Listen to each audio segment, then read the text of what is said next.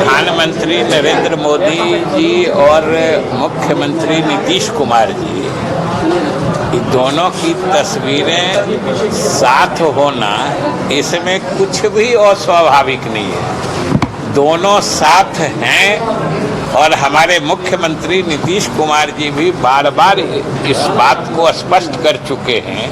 जो अब हमारा एनडीए गठबंधन, जिसमें भाजपा और जनता दल यू के साथ 3 अन्य दल भी हैं, लोजपा है, हम है और रालोपा है, तो ये सब लोग मजबूती से एक साथ हैं। तो दोनों की साथ तस्वीर लगना ही स्वाभाविक है। और अगर पीछे कोई बात हुई है तो मुख्यमंत्री जी तो बराबर कहते हैं कि भाई जो पिछला बात भूल जाइए, अभी एनडीए पूर्ण रूप से एकजुट है, मजबूत है। यही तो कारण है कि विपक्ष हतोत्साहित है। इसलिए हम कह रहे हैं कि ये दोनों की साथ तस्वीर तो हम समझते हैं पूरे बिहार में लगा हुआ है। बिहार के जनता के दिलों में दोनों की तस्वीर साथ है, तो इसमें क्या अस्वाभाविक है? पार्टी कराने में पहली बार है नहीं लगाई गई है तो ये संयोग हो सकता है, लेकिन इसमें कुछ नया देखने खोजने की कोई जरूरत नहीं। चिकित्सक दिवस है कि तेजस्वी यादव लगातार कह रहे हैं कि एक साजिश रची गई है चुनाव के पक्ष में, ये सारी बातें इसी। देखिए, इसमें साजिश कैसे हो सकती है कि जो चुनाव आयोग कर रहा है वो तो बार बार आयोग की तरफ से स्पष्ट किया गया है कि ये गहन पुनरीक्षण जैसा मामला है कि दोनों चीज़ है। चुनाव आयोग तो बार बार कह रहा है कि कोई सही मतदाता छूटे नहीं, वो लोग इसका ख्याल कर रहे हैं। इसी से तो सबको आश्वस्त हो जाना चाहिए। अगर गलत मतदाता है तो वो जुटे नहीं, इसमें तो कुछ भी नहीं है। और वो समय दे रहे हैं, और अगर समय पर किसी तरह की कमी रह जाएगी उसके बाद कुछ चुनाव आयोग से अनुरोध किया जा सकता है। अभी तो एक एक्सरसाइज है जो चुनाव आयोग करते रहा है, किया आज भी कर रहा है। अभी तो हम यही कहेंगे कि सारे राजनीतिक दलों को भी इसमें आगे बढ़ के अपने कार्यकर्ताओं के माध्यम से सहयोग करना चाहिए। और अगर इसके क्रियान्वयन में बीच में किसी तरह की कठिनाई महसूस होगी तो हम समझते हैं जो चुनाव आयोग को उसके संबंध में बताया जाएगा। चुनाव आयोग तो बार बार स्पष्ट कर रहा है।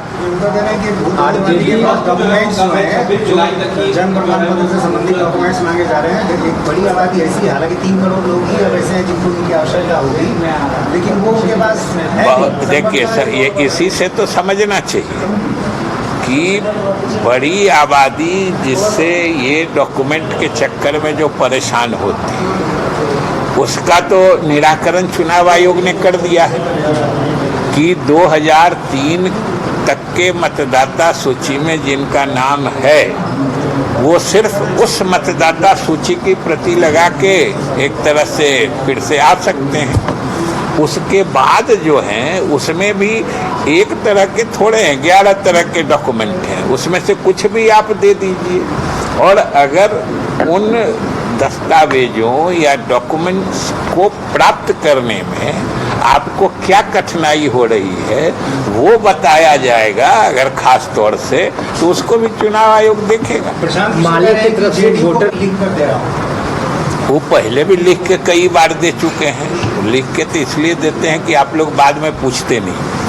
वोटर लिस्ट को लेकर आरजेडी कांग्रेस ने तो विरोध किया, इधर पूरे बिहार में आह्वान किया है बिहार बंद का सीपीआई-एमएल की तरफ से।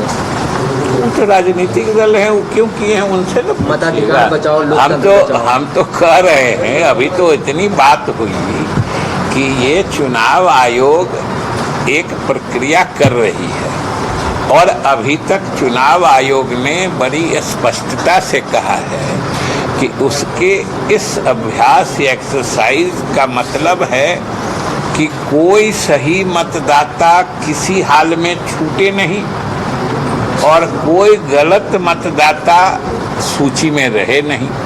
अब इसमें क्या खराबी है? अगर इन्हीं को, अब तो हमने कहा ना कि अब तो हम लोगों को राजनीतिक दल के नाते अपने अपने कार्यकर्ताओं को लगा देना चाहिए कि वो लोग इसमें सहयोग करके सही मतदाताओं का नाम दर्ज करवा दें, फिर से पुनर्प्रविष्टि करा लें। और बाकी तो चुनाव आयोग की इसमें कहाँ कोई मंशा दिखती है।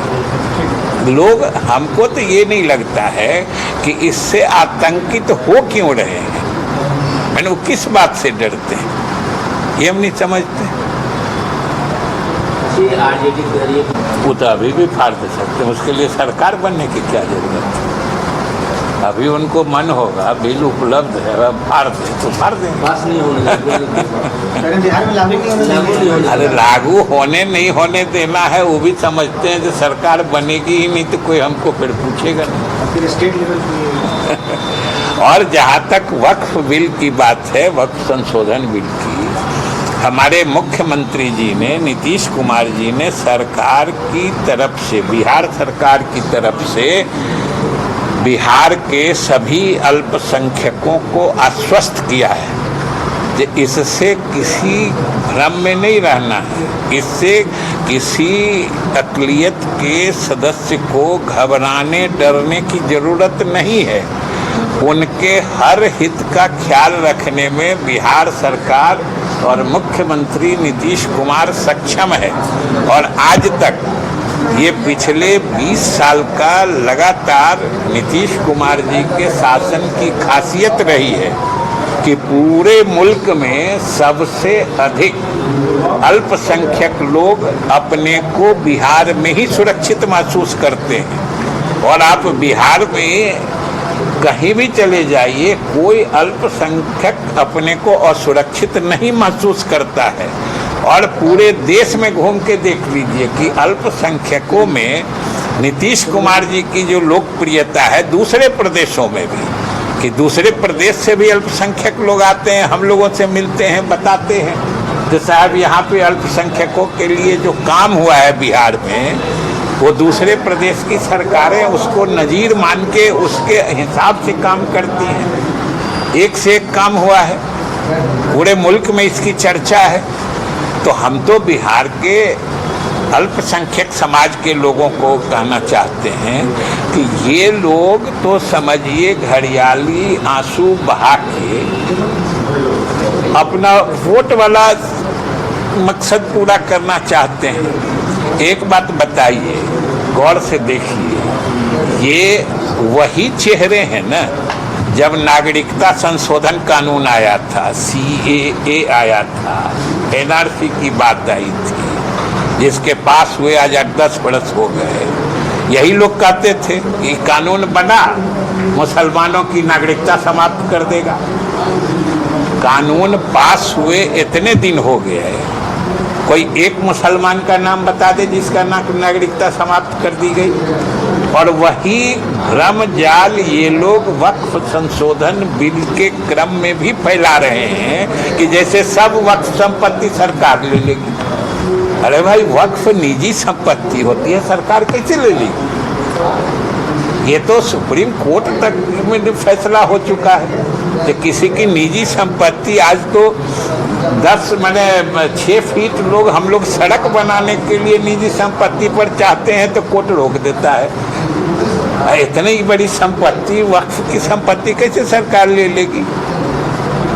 यहाँ देश में कानून है, संविधान है, न्यायालय, और सब लोगों ने बिहार के अल्पसंख्यकों को संतुष्ट किया है, आश्वस्त किया है।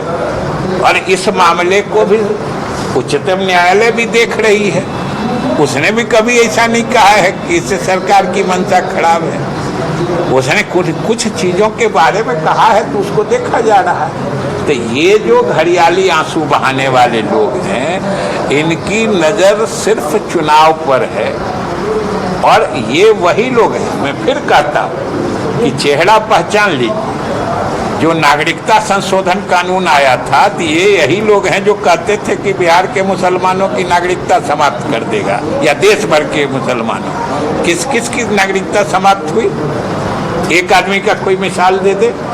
और ख़ास तौर से तो हम बिहार के अल्पसंख्यकों को सरकार की तरफ से मुख्यमंत्री जी के संवाद को और मुख्यमंत्री जी के संदेश को पहुंचाना चाहते हैं कि बिहार के मुसलमान आश्वस्त रहें, मुतमईन रहें कि उन आने वाले समय में किसी कानून से उनका हित बिगड़ने वाला नहीं। प्रशांत किशोर वाली बात पूरी नहीं हो पाई थी, उनका कितने आश्वस्त क्यों है कि जेडीयू को हर हाल में 25 सीट से कम तो अपने मन का होता है, हम ही आश्वस्त हो जाएं तो उसमें आप क्या कर सकते हैं। वो आश्वस्त होना रहना ये सब उनके साथ की बात है, और इतने आश्वस्त क्यों हैं वो वही बताएंगे ना। तो लिख के देंगे तो आप लिख के रखिएगा, जब रिजल्ट आएगा तब उनसे पूछिएगा। नीतीश कुमार सीएम नहीं बनेंगे ये भी कह रहे हैं। तो ये सब उनसे पूछिएगा ना, और आप जान लीजिए कि यह बात एनडीए के 5 घटक दलों के नेतागण और वो सब बीजेपी के नेतृत्व में सब लोग कह चुके हैं कि हम लोग 2025 का चुनाव नीतीश कुमार के ही नेतृत्व में लड़ेंगे। अब इससे बेसी अब एनडीए के का फैसला भी कोई दूसरे लोग ले रहे हैं, तो इसमें तो हम लोग लाचार हैं। लड़ेंगे लेकिन सीएम नहीं करेंगे। अब कहे न जिन्हें किसी के नेतृत्व में चुनाव लड़ने की का मतलब क्या होता है। आज तक कोई बता दे कि कोई गठबंधन या कोई पार्टी अगर कहती है कि हम फला नेता, जैसे इसमें एनडीए के सारे लोग कह रहे हैं कि हम नीतीश कुमार जी के नेतृत्व में चुनाव लड़ेंगे और हो ही रहा है, तो स्वाभाविक रूप से इस गठबंधन के नेता और जो नेता होते हैं वही मुख्यमंत्री बनते हैं। इंडिया अलायंस में कहेंगे जेडीयू से लगा है, ठीक है। इंडिया अलायंस लोग करेंगे जेडीयू भाजपा में हो गया। देखिए ये सब तो हम पहले कह रहे हैं ना कि हम लोगों की इतनी मजबूती से एकजुटता ये बहुत लोगों को खटकती है, तो वो लोग अपने अपने हिसाब से कुछ कुछ बोल के ट्राई करते रहना चाहते हैं कि कैसे हो, इसमें दरार पैदा करे कैसे हो, लेकिन वो सब अंत में मूर्छित हो जाए।